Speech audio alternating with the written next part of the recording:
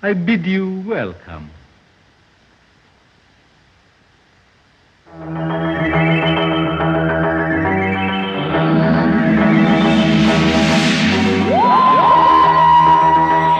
So, did you see the Doctor Who Christmas special, Reeves? I did, Gareth. I did. Now, we should tell everyone. So, I think, please correct me if I'm wrong, Reeves, because I might be jumping the gun here. But from my perspective, I've watched Doctor Who my entire life since I was a little kid, right up until the Christmas special 2017, and I'm guessing you did the same thing. But in the last, 5 or 6 years, you've kind of drifted away, maybe dipped your toe in every once in a while, but not an avid viewer. Would that be correct? You'd be correct, yeah. I watched it up until when they did the reboot. Was it Eccleston?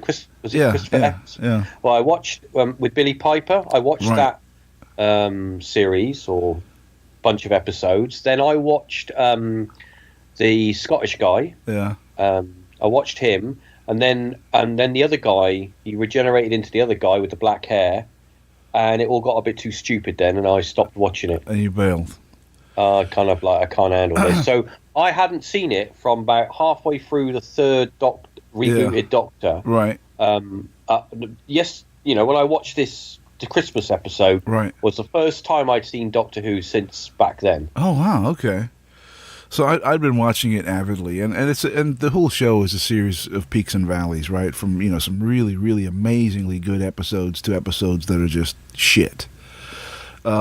And I guess that's part of the charm of Doctor Who, right? When you have a new Doctor and you have 2 or 3 seasons of shows with that particular Doctor, it's peaks and valleys. Some episodes are amazing, and some are like, what the fuck were they thinking? Yeah, but overall, it's been a fun ride. But what did you think of this one, considering you hadn't seen it for such a long time? Well, do you know the first thing I thought when I saw what's his name, the guy that plays Peter Capaldi? Yeah, well, when I saw him, the first thing I thought was he's trying to base his character on Tom Baker. Well, yeah, he does. He's very, got that Tom Baker kind of Doctor about him. He's very Tom Baker. He's the way he talks like Tom Baker, but he looks like John Pertwee. Yeah, it's a kind of, and two of my favourite Doctors. Right. If you would say to me, pick 2 of your favourite Doctors, maybe because of what I grew up with, it was Tom Pertwee and Tom Baker. Yeah. They were my 2 main Doctors that, if you say Doctor Who, that's what comes in my head. What pops in your head, yeah. I have to say that, well, I'll be honest now, what I saw yesterday was appalling. I'm just... Wow, is this Doctor Who now? Well, you ain't seen nothing yet, Reeves. Because is this Doctor Who? Because dude, I'm not impressed. I'm done. I mean, I'm a lifelong fan of this show. I have watched this show since I was a baby in arms. I was a baby in arms since I was a little kid. Since a baby in my mother's arms, I've watched this show, and I'm done. That's it. The show is dead to me from now on. Did you pick up on all the little? Did you pick up on all the little jives and the little things that were going on in that episode? Because I did. I think I did. And let's talk. Notes. Let's talk about it. Go ahead. Let's get the ball. So get the ball rolling. Back to the outline of the episode. And for those that haven't seen it, if you haven't seen it now, I'm spoilers.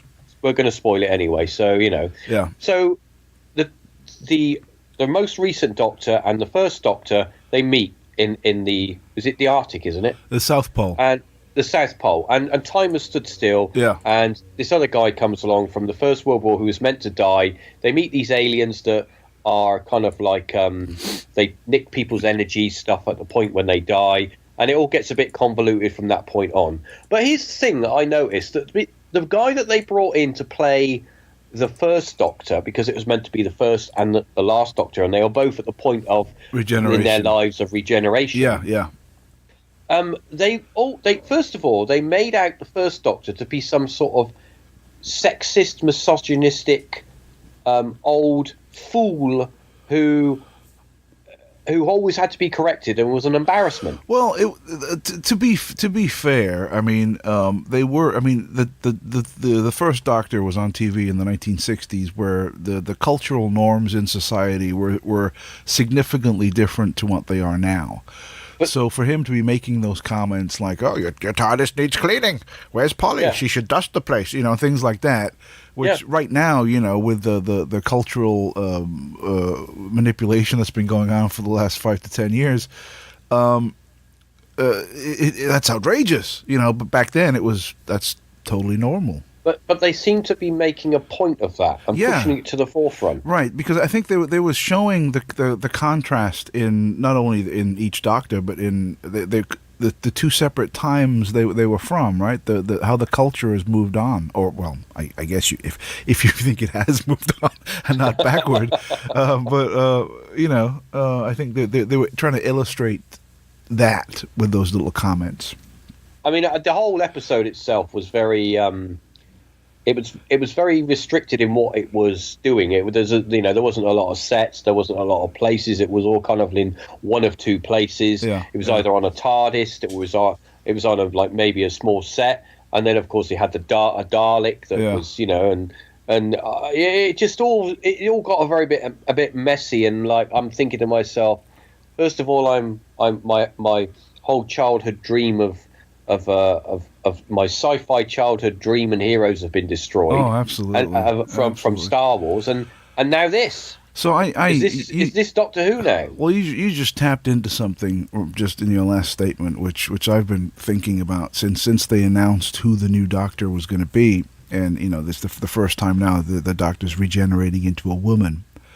And for me, that's I'm done with the show. It's game over for me, because you're destroying the character of the Doctor by giving him a sex change. Not only that's interesting. That's interesting. You bring up that point where there is a regeneration and the Doctor's now female. Right. But did you also notice that the end sequence of Doctor Who, all that huge Doctor's library, it all goes out the door and gets lost. Yeah. All that's washed away. And then the TARDIS explodes, so they can start TARDIS fresh. Destroys itself. Right. Yeah. So they're gonna redesign the TARDIS, to fit the new Doctor. So there's probably going to be curtains.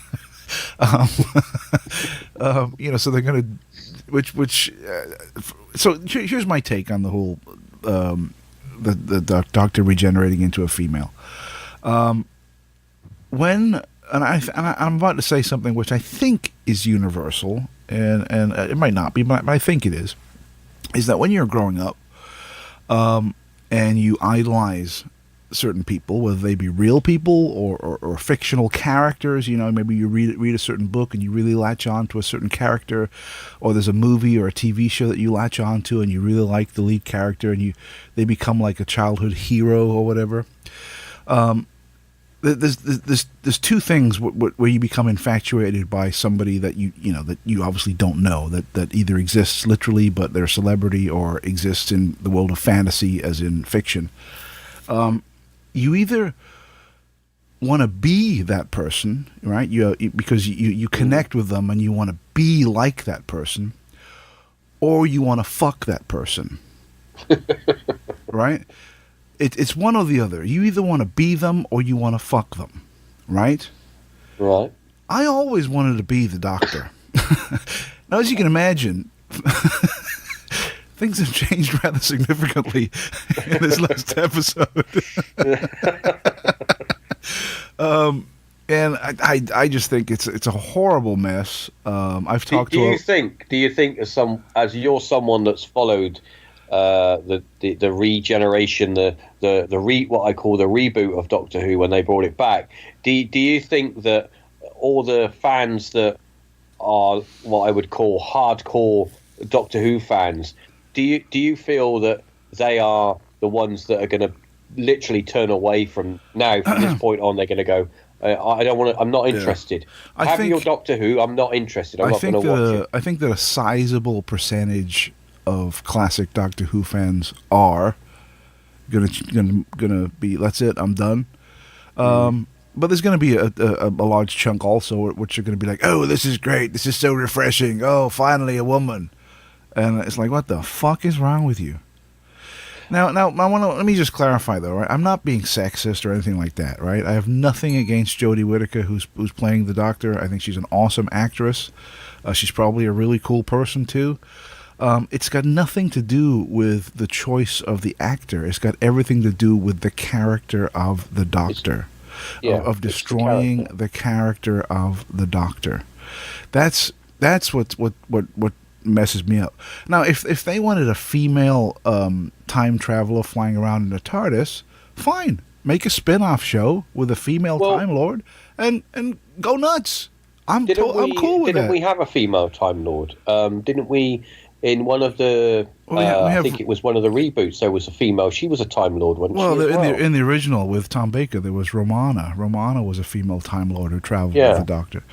So, I mean, if they wanted to do a spin-off show with a female Time Lord in her own TARDIS going on adventures, I have zero issues with that. I think that's awesome. Go for it. But don't fuck with the Doctor. I mean, for God's sake. You know, I mean, what's done is done, isn't it? They can't. It's over. I mean, how many? The thing about this, dude, how many 8-year-old boys are out there right now who love Doctor Who look up to the Doctor, and then suddenly this happens? They're going to be like, "What the? What?" Do you think that? Do you think, obviously, you know, being sci-fi, I always see sci-fi as having a more of a male audience than a female audience. That just simply that nothing to do with sexism or anything like that. It's just the way it is. It's absolutely true. Every girl that I've ever met is like, oh, that's boring. Sci-fi's boring. Yeah, exactly. You know? I mean, there are exceptions, of course, but for the most part, I think you're correct. But everyone says, oh no, it'll be great, give it a chance, watch it. No, I'm not gonna watch it. It's fucking shit. The whole idea is retarded. Well, I will say that it's kind of afflicted you like Star Wars has affected me, and I've literally gone through my whole subscription collection. All the stuff I subscribe to online is now gone. I've deleted it all, and I've got nothing to do with Star Wars. I don't follow anything to do with Star Wars. I'm done with Star Wars. That's it. It's over. Yeah. So, you know, it's kind of like, and if you know, and of course, we also look at it from a merchandising point of view. The whole Star Wars, the whole Doctor Who, Star Wars, sci-fi is having a massive resurgence lately, and we're getting more and more people that are having sci-fi like programs that are put in front of them, and maybe they are trying to reach a broader audience. Maybe they are trying to bring in that what I class as the generic audience. Yeah, you know, maybe that's what they're trying to do with Doctor Who. They're trying to bring in I think I mean, I hear what you're saying, Gina, but I think it's more to do with a cultural conversion. Yeah, pretty much. Yeah, I mean, we've got to look at it from that point of view as well. That the whole, social justice, the whole, changing of the way that everything is perceived. You've noticed it over time culturally as television programs have evolved. I mean. And things change. I mean, things that you look back and you look at the TV that we used to watch in the 70s. I mean, some of it's really funny, but you never get it on telly now. Here's my prediction, right, is that as far as Doctor Who, we'll talk about the episode in a second, but my prediction for the future is that obviously the next Doctor is going to be a woman. It's a done deal. It's happening. That's all there is to it. I don't think it's going to be successful. I think the viewing figures are going to be very low. And they'll either just muster through for the next 3 years, or they might be like after the first year think, you know what, this is not really working. We need to go back to having a male actor as the Doctor. I think the next Doctor after this female will be a man, but he's not going to be white. Now, whether that means he's going to be black or Asian or whatever, but he's not going to be a white man. Guaranteed. You've heard it here first, folks. Guaranteed. After Jodie Whittaker, the next Doctor after her will be male, but he will not be white. Guaranteed. No, No, that does make sense. I mean, if you look at the way that this whole cultural shift is going, and how society is, they're kind of moving the goalposts and moving things and changing everything. It kind of makes sense that is on the cards. Oh, absolutely. I mean, I'm waiting for the day that when the Doctor regenerates, he's a Muslim woman in a wheelchair. I mean, that's that's essentially where we're going, right? That's pretty skillful if you can regenerate a wheelchair as well. But you know what I mean? I mean, that's where we're going. But anyway, back to the episode. I mean, I know that you hadn't seen it for a while, so it didn't really make that big of an impact on you. But No. I really enjoyed the Christmas episode. I thought it was a touching farewell to Peter Capaldi and the series itself. It was a nice ending. It was, we were sad to see him go. It was very well put together. I thought the representation of William Hartnell was superbly done. The recreation of the original TARDIS, I thought, was wonderful. Yeah, that was pretty impressive. That how they was wonderful. made it. It was all smaller, and that was pretty impressive. It looked amazing. The attention to detail to create the original console room from the first Doctor was truly awesome. Hats off to them for that. I mean, it was just a thing to behold. Maybe they should have just kept the console room. If you think about it, through, right? No, I'm just a serious, legitimate question. If you think about it, back in the old days when it was just black and white telly, do you think they would have built it in black and white? No, everything was built. You think they built the TARDIS in black and white, and then just it doesn't matter. It doesn't need to be color. No, it wasn't. Just do it different shades of grey. I think the color aspect wasn't the issue.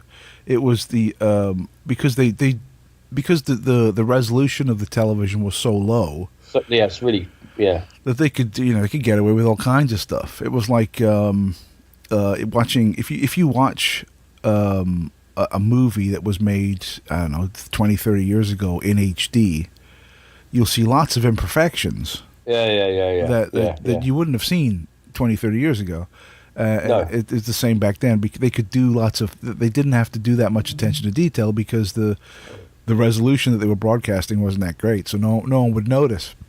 I suppose the screens were so small as well, weren't they? But yeah, I thought they did a superb job recreating the original TARDIS. Overall, I really enjoyed the episode. It was one of the best Christmas specials in a while. Usually the Christmas specials for Doctor Who, 9 times out of 10, they're shit. Every once in a while there's a good one, but for the most part, every year it's just fucking nonsense. This year was actually a pretty good send-off to Peter Capaldi and, from my perspective, the series in general.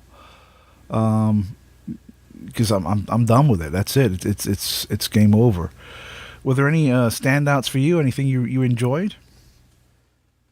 Well, I was a bit surprised that K9 wasn't in it. Yes, pasta. To be honest, I just thought. I mean, maybe I'm being pessimistic. Maybe I'm playing devil's advocate. I don't know, but when I watched this version of Doctor Who, and it has been many years since I've watched a full episode, I kind of it took itself a little bit too seriously. I prefer the slapstick of kind of the slope cheapness of like Tom Baker and John Pertwee and the clunkiness of it. I think these shows now, they're also very polished and they're like trying to reach to that kind of movie kind of look, and I don't doesn't attract me to the program. I got a little bit lost halfway through because obviously they bring in is that one of their companions? The black girl, is she a companion? Is she? Yeah, that was I didn't really know who she was, Bill. and it was, "Don't you know me, Doctor?" And I'm like, "Well, who the fuck's this?" Yeah. You know, I didn't know who that person was. Right. So for me, I was a bit lost on that. Yeah, I hear you. I thought Pearl Mackie, who played Bill, I thought she was a great. She was only a companion for one season, but I thought she did a tremendous job. I thought her character was great. She just worked. She was just a great companion. Do you remember back in the old days? back in the Tom Baker days and, and those days, it's even like Sylvester McColl days and All Creatures Great and Small guy. They had companions, but they were with them forever. They were with them for a long time, ages and ages and ages, and that doesn't happen anymore. I don't think you have. I mean, because you had the Billy Piper was the longest, wasn't it? No.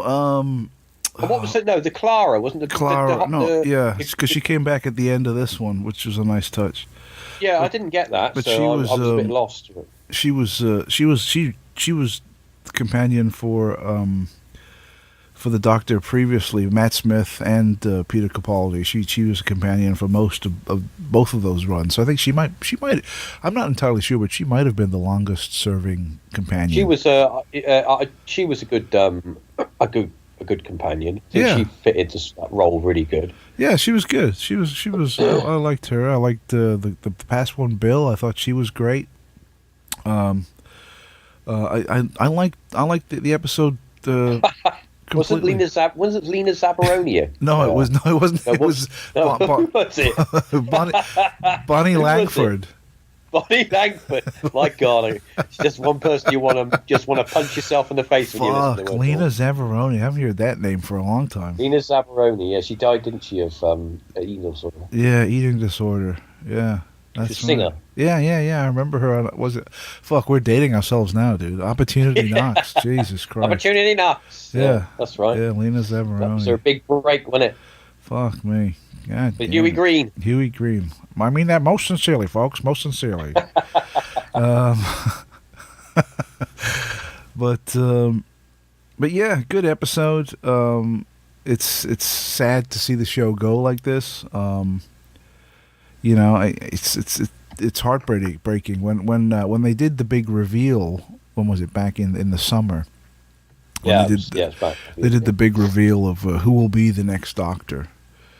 And there was so many rumors of that guy from, was it Death in Paradise, that show? I don't know. Ginger guy. And I was like, I can't think of his name. Oh, God, it's gone. Yeah. The name just came into my head and went then. But I was like, yeah, he'd be okay, I guess. I was like, I don't know, he'd be all right. He doesn't seem very doctory, but maybe he gives a little bit of that Peter Davison vibe. I don't know, we'll see. But I was like, okay, but I'll be happy with him, I guess. And right up to the part in the reveal where you see the Doctor walking, he's got a hoodie on and you can't see his face, and the new Doctor, and they pulls the hoodie down. I was expecting to see this guy from Death in Paradise, and I pull it down and it's a fucking chick, and I was like, I just went, I felt numb.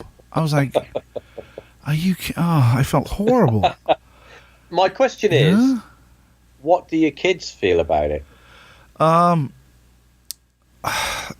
daughter used to be into Doctor Who. Now she doesn't give a shit. Oh, okay. She's like, whatever. My son watches it occasionally.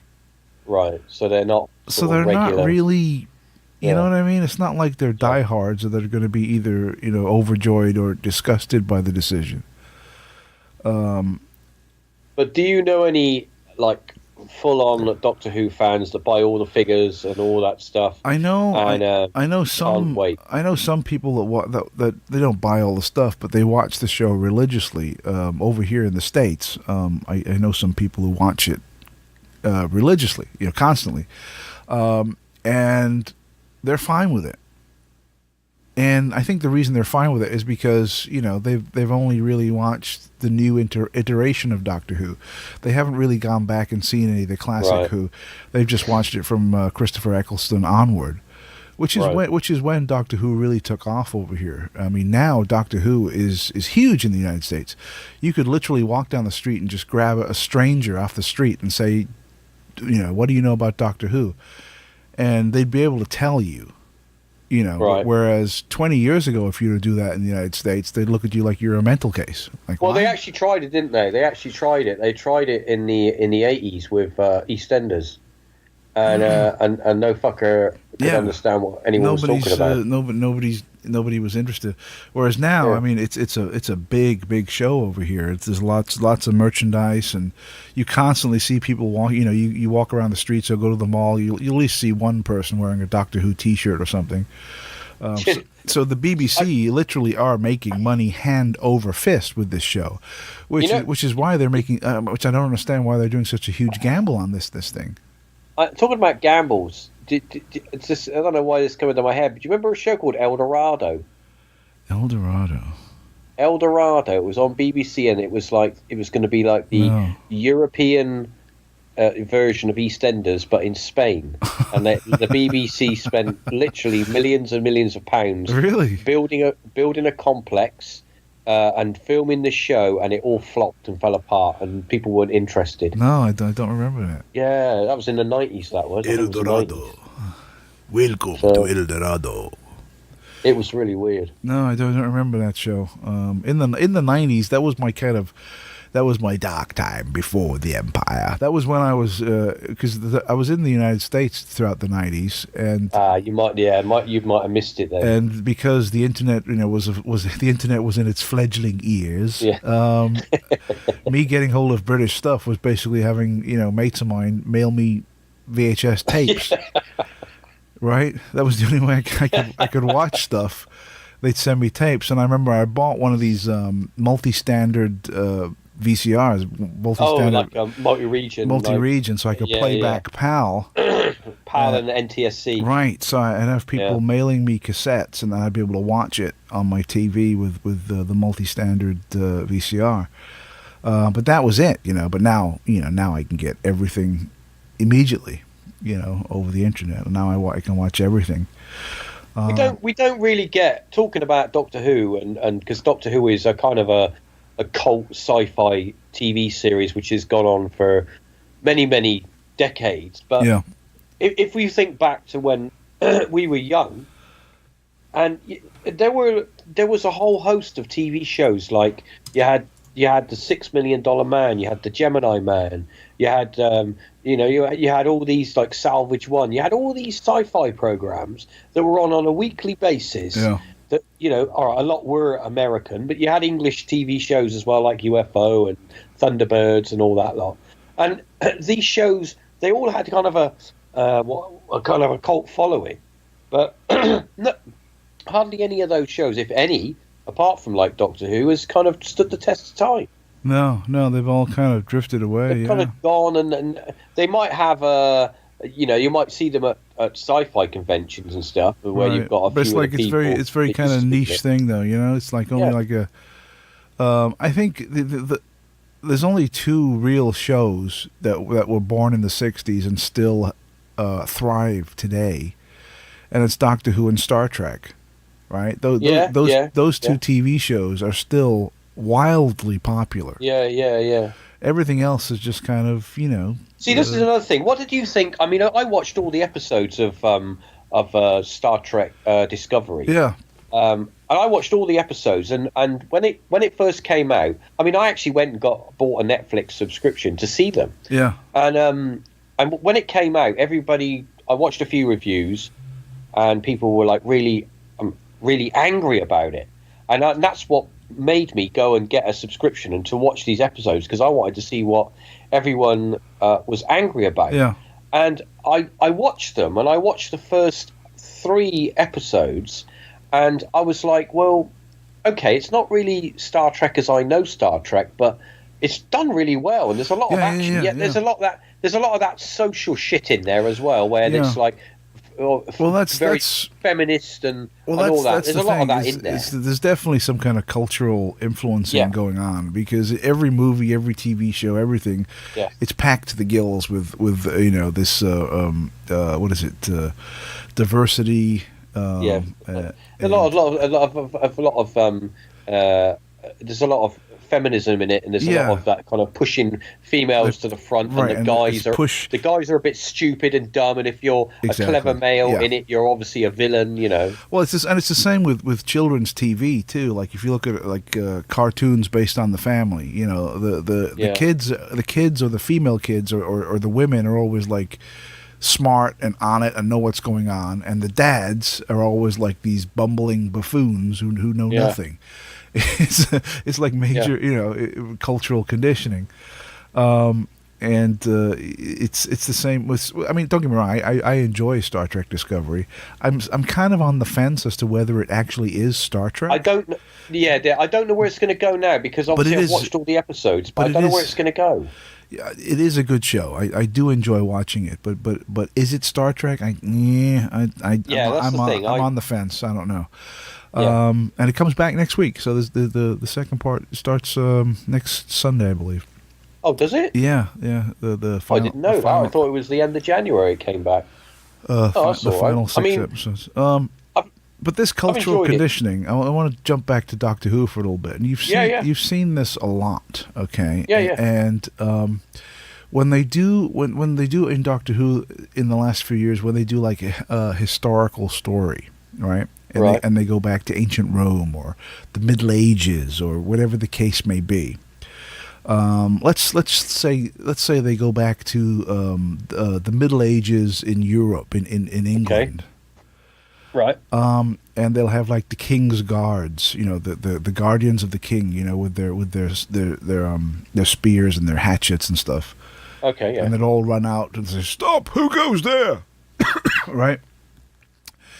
And you're on about the Royal Guard. Oh yeah, the Royal Guard or whatever. So they'll run out. Halt! Who goes there? And they'll run out, and there'll be 4 of them, and one of them will be a black guy. Okay. Right, and I'm like, what? Yeah, I know. And then like on this one, it just happened over the weekend. On Christmas.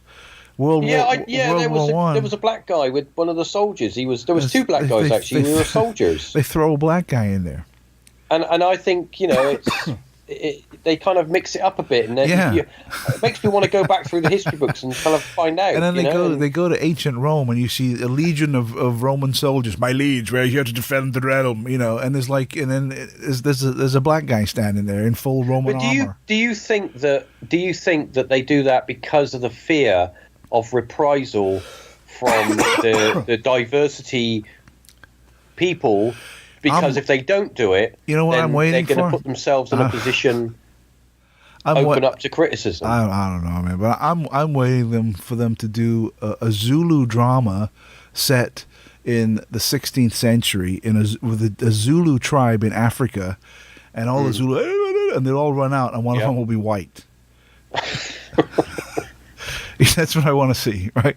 If we're going to have an even playing field just here, one. just have one. I'm going to have one white guy in there, in the full Zulu garb, but he's a white guy. It's a fucking goof, dude. I don't know why they're doing this shit. It's retarded, but they constantly do this. Well, yeah, but put it this way: if I continually show you something, sooner or later it's going to become normal to you. Yeah, and you're going to just accept it. It's stupid if you as fuck. Keep showing it and showing it and showing it and showing it, it's just it's like that's why they use such bright colours and simple framing on adverts, because they know most people turn the sound down when the adverts are on. But visually, they're still selling something to you visually on a subconscious level, because you're taking in those colours. And if you make a soapbox that's made bright pink and it's got green dots on it, next time I'm in the supermarket, my subconscious is going to go, get the soap that's got the green with the green dots and the pink, because that's what my subconscious saw on the telly. Yeah. But it's very much like you'll see Muslims everywhere. Every TV show, there'll be a fucking Muslim in it, regardless of what it's about. There's one in the background. The trans thing. Dude, the other day. Yes. So my wife is mildly obsessed with British television, right? And she watches fucking all these dopey shows from the UK constantly on, but she loves the crime dramas. She likes the whole, the whodunits and like a touch of Frost. All that shit. Yeah. Just a touch. Just a touch. Just a smidgen of Frost. The midget copper. And she's watching some show, and I just come out and sit down. It's just on, and she's like, "Oh, this show is so good. It's so good." And there's this scene in an office where this chick comes in. She slaps this other chick across the face, and she yells at her, "Don't you try to blackmail me, blah, blah, blah, blah, blah." And she's like, "Nah, nah, nah, nah, nah." And all of a sudden, in the desk over, there's a dude dressed as a woman, right? And this is not a comedy. This is a drama. Right. Okay. And he gets up and he says, "Oh, are you okay?" I said, "Yeah, I'm okay." And then all says, "Quickly check the closed circuit, check the CCTV." And this chick stands up with a fucking scarf on. A Muslim chick stands up and she runs off. And I was like, any minute there's going to be a fucking dude in a wheelchair or something, or someone doing sign language. But it's so bizarre how it's like it's trying to normalize all this strange stuff. And then my wife was talking about it. She said, I was in the bookstore the other day, and I was looking through the stuff, and I heard a man's voice talking behind me to another customer, and I turned around, and it was a trans, like a dude in a dress. Yeah. And he was yapping away, blah blah. Oh yeah, this, and he worked in the bookstore, or she worked in the bookstore rather. And I was like, really? And I said, did she look like a woman then? And she said, no, it just looked like a guy. And I was like, yeah, and everyone around was all pretending. Everyone's pretending that everything. Yeah. You know what I mean? Everyone pretends that everything is like, oh, hello, yeah, like, and in their head they're like, what the fuck? Yeah, I think that our what we're able to find, acceptable, or I mean, if you want to wear a dress and call yourself Sharon, fair enough. It's if you want to do that, but it does seem to be being pushed. It does. I do get that feeling. Kind of being pushed and being forcefully accept. You're being forced to accept it. Yeah. And if you don't accept it, or you question it in some way, you're immediately let's forget about it. A Nazi great, or whatever, or sexist, or whatever. I mean, we are getting to the point now where it's this non-binary. I'm a third sex, or I've no sex, or it's all getting a bit crazy. It is. And I worry sometimes because as a young person growing up, this kind of mindset and this kind of thought process of these things can have an adverse effect on a child, and it can confuse them and even cause them maybe to kill themselves because they could be so messed up in their head where they don't know what they are. And they've got all these different people telling them, and these different outlets saying, you should be this, you should be that, you should be this. When I was a kid, I used to run around and just with my mates and eat mud. You know what I mean? I just didn't really give a shit about things like that. I didn't care about anything else. I was just me, And society now has got all so convoluted, and there's all these little factions, and everyone's telling you how to think and what to do, and it's all getting a bit stupid now. Yeah, it is. It's very strange. And we see this coming over. You see it reflected in all media, including Doctor Who, as I mentioned, the period pieces with they throw in a black guy and things like that. And that you're a racist. No, I'm not. I mean, I have no issues. All you're doing is being an observer, and you're observing what you're seeing. It's like I said about bringing having it up in conversation. It's like I said about having a chick as a Time Lord traveling the universe in a TARDIS. I have no problem with that whatsoever. If they wanted to make a spin-off show with a female, go for it. I'd watch it. It'd be fun. It'd be great. But when you do that to a character, you change his sex. It's obscene to me. It's fucking obscene. And the same thing when you do the historical stuff too, right?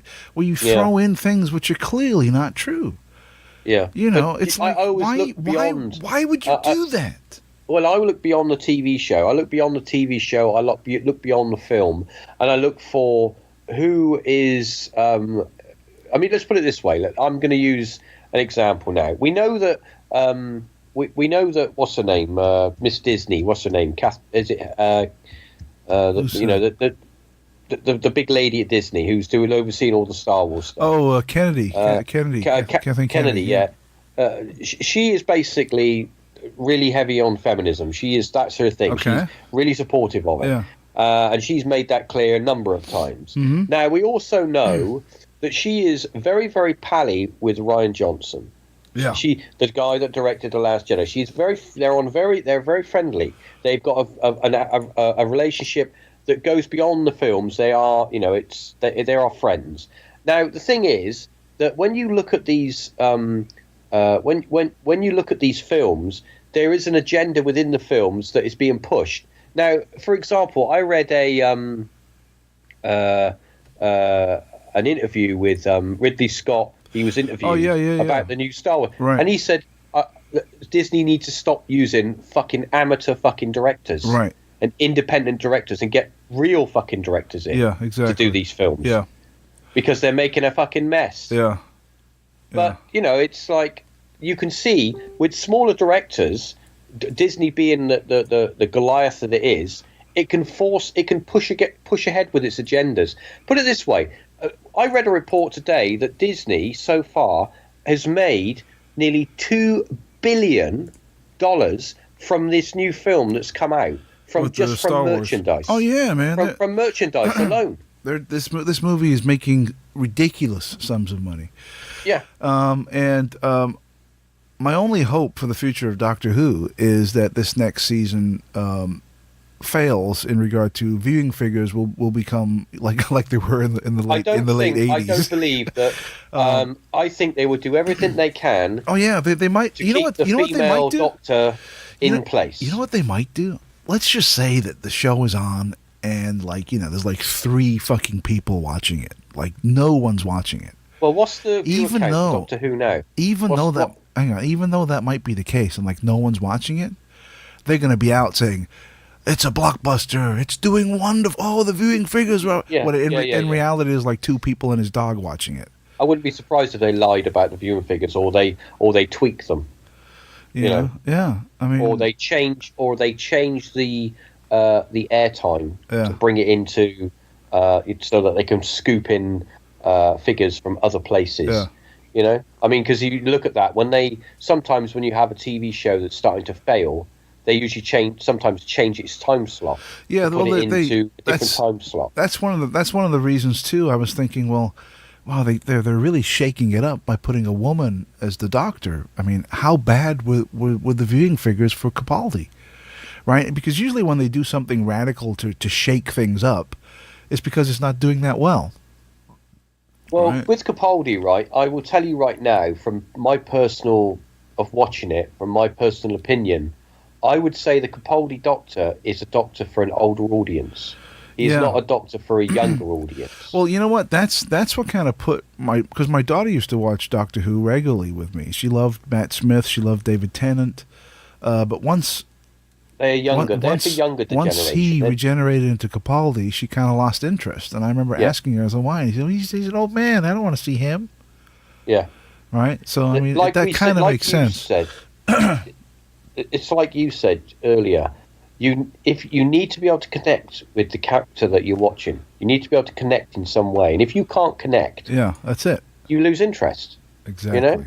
The reason that we connected with, our heroes back in the day was not because we were only little kids. Yeah. But we saw ourselves in them, and we wanted to be that. Well, that's what I'm saying. Why Doctor Who, I think, is successful because of the whole. When you idolize somebody in the media or in fiction or whatever, you either want to be them or you want to fuck them.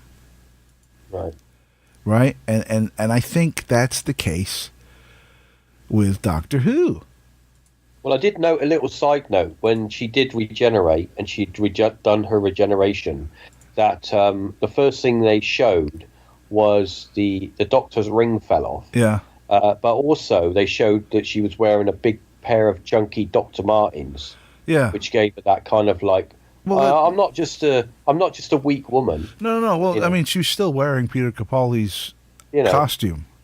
Yeah, she's got his clothes on, but that's the first thing they show.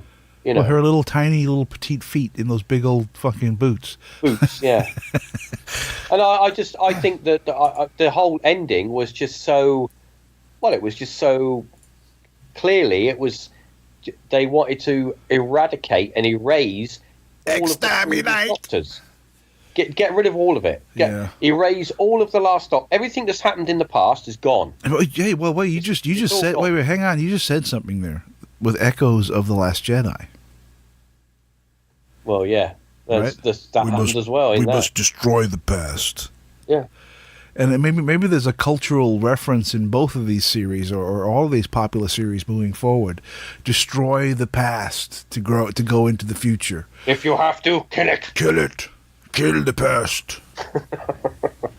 Well, that's what they've done. Let's be honest. In a cinematic way, they have destroyed all of those years, all of those decades of Doctor Who's and all the adventures. Yeah. Have just been killed. Have gone. They're no longer relevant to the timeline of what you're seeing now, because even though, all right, it might sound a bit sexist, but even though the Doctor now is a female, the Doctor being a female is going to take the Doctor in a completely different direction. Yeah, it's not going to go in a male direction. It's going to go in a female direction. Think about this, right? Now, I know they're never going to go there on the show, but think about it, right?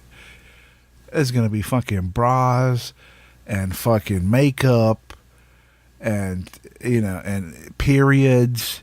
And, I mean, it's like, what the hell? It's fucking heartbreaking, man. It's fucking heartbreaking that they've gutted and destroyed such a huge character. Oh, and it gets worse than that. Check this shit out. This can be our closing part for this episode. But the other night on TV, Daniel Craig was on Jimmy Kimmel or the Tonight Show, one of these dopey chat shows. Yeah, chat show, yeah. And the clip's probably on YouTube. I don't know, but so Daniel Craig is getting ready to start filming the next Bond movie. It's his last one, isn't it? And this is his last.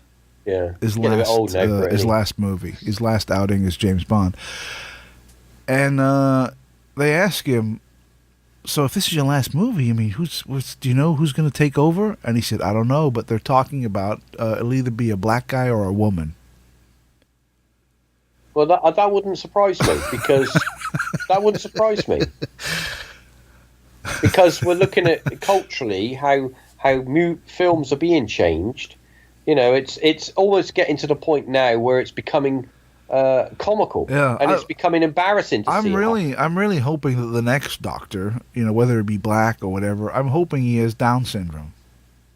Well, yeah, the thing is, right? I mean, if you're a let me in quotes a minority actor, right?